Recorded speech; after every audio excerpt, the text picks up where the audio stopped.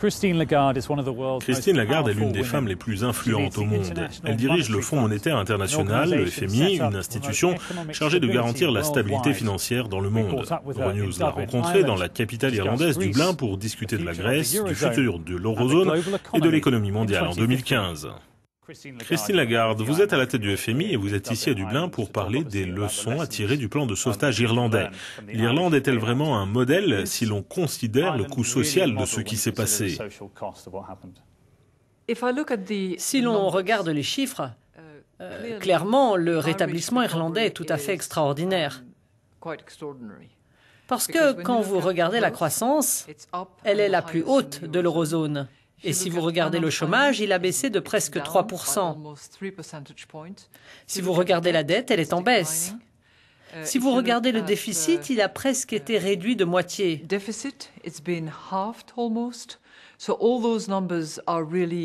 Donc, la plupart de ces chiffres sont vraiment solides et montrent la voie à une bonne reprise. Toutefois, le chômage dépasse toujours les 10% et le chômage des jeunes est supérieur à 20%. Donc, on n'est pas encore au bout du chemin. Donc, bien que l'Irlande ait pris un bon départ, elle doit encore continuer à travailler sur la baisse du chomage et sur la création d'emplois. Ce seront les clés d'un réel succès de la reprise irlandaise. Et il y a aussi 750 000 personnes qui vivent dans la précarité en Irlande, selon les chiffres du gouvernement. Quand vous entendez les témoignages sur comment les coupes et l'austérité ont affecté la vie de ces gens, que ressentez-vous en tant que visage public du FMI?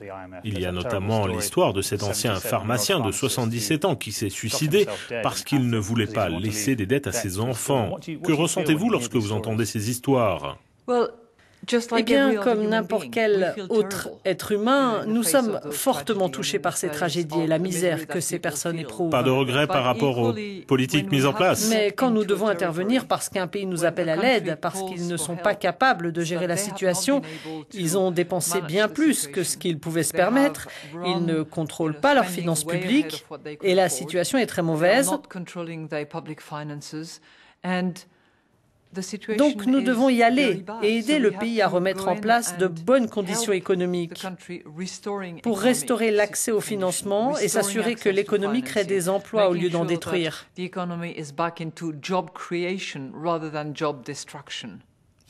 Donc le mantra, c'est rester calme et poursuivre les coupes? N'y avait-il rien d'autre à faire que ces sévères mesures d'austérité? Vous savez, je crois que dans le cas de l'Irlande, les objectifs étaient plutôt clairs sur les questions financières et fiscales. Les autorités ont voulu prendre leurs responsabilités, tout comme de nombreuses personnes en Irlande.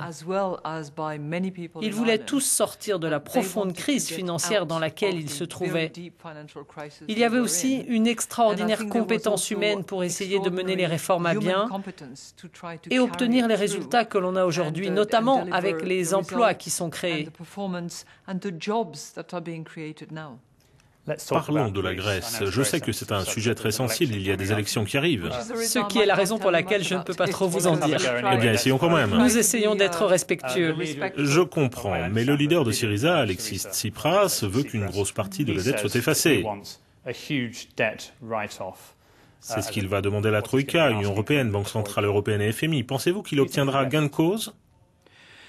Je pense que nous devons attendre jusqu'à vendredi pour voir quels seront les résultats des élections de manière à comprendre quel genre de coalition va se mettre en place. Et puis, il faudra rappeler au pays qu'il a pris des engagements auprès de ses partenaires européens, à ses créanciers, et que des réformes structurelles doivent être mises en place pour redresser l'économie grecque. Très peu de choses sur lesquelles il s'était engagé ont été mises en place et il faut continuer à travailler. Pas pour nous, pas pour les partenaires européens, pas pour le Parlement européen, comme l'a rappelé M. Schulz, mais pour le peuple grec lui-même. Et pour certaines banques nord-européennes également? En termes d'impôts, presque aucun paramètre n'a été respecté. Quand je dis que tous les Grecs, y compris les riches, doivent payer des impôts, j'insiste. Les impôts doivent absolument être perçus, c'est l'objectif. La dette grecque est-elle durable? Nous verrons ça quand nous passerons le travail effectué en revue et quand les négociations reprendront, à savoir dès que les élections seront passées et que la coalition sera en place, s'il doit y avoir une coalition. Vous n'avez aucun plan de secours ou ne pensez pas que... Même si j'en avais un, je ne vous le dirai pas de toute façon. Merci d'avoir essayé. Alors quels sont les enjeux? D'ailleurs, le FMI a un plan de secours quand il est appelé pour aider n'importe lequel de nos membres. Quels sont les enjeux de l'élection grecque? Vous savez, c'est comme n'importe quelle autre élection. Le peuple décide automatiquement ce qu'il veut, ce qu'il attend et ce que sera son futur. Comme l'avenir de la Grèce dans l'eurozone? Ce n'est pas à moi de décider. C'est une question qui concerne les partenaires européens de la Grèce. Mais j'ai entendu de nombreux commentaires sur le sujet et je suis sûr que vous aussi. Quelles seraient les conséquences d'une sortie de la Grèce de l'eurozone? Je veux dire, quel serait l'impact sur l'économie grecque si cela devait se produire? Je sais que c'est une question hypothétique, mais je suis intéressé par votre point de vue. De manière hypothétique sur la question d'une sortie d'un membre de la zone euro, ce qui est à ma connaissance interdit selon les termes du partenariat de l'eurozone, à mon avis, le résultat serait un coût financier massif. Parlons maintenant de l'économie mondiale. Quels sont les principaux défis à relever pour l'année 2015?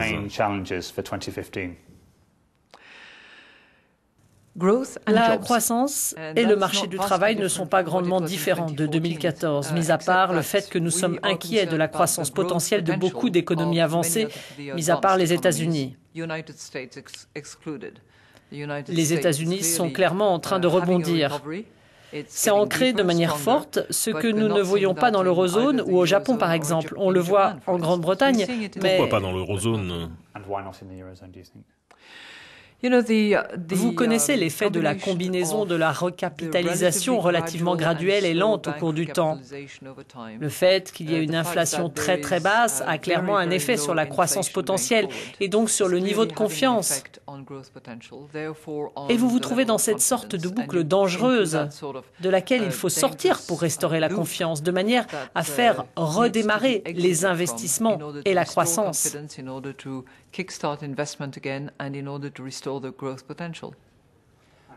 Juste une dernière question, si je peux évoquer votre carrière personnelle. Je sais que comme tout bon politique, fonctionnaire, vous êtes concentré sur votre tâche, mais Monsieur Sarkozy... Vous avez votre réponse. Monsieur Sarkozy a fait son retour sur la scène politique française. Vous étiez proche de lui quand vous étiez dans le gouvernement français. De toute évidence, il est maintenant à la tête de l'opposition avec l'UMP. Si Monsieur Sarkozy vous appelait pour vous demander de le rejoindre, que lui répondriez-vous? Je ne fais pas de commentaires sur la politique française. Vous n'avez pas de plan? Ce n'est pas de mon ressort, ce n'est pas ma mission, ce n'est pas mon intérêt. Vous ne prévoyez pas de retourner à la politique Je vous ai française? dit que je ne répondrai pas. Christine Lagarde, merci beaucoup. Le plaisir est pour moi.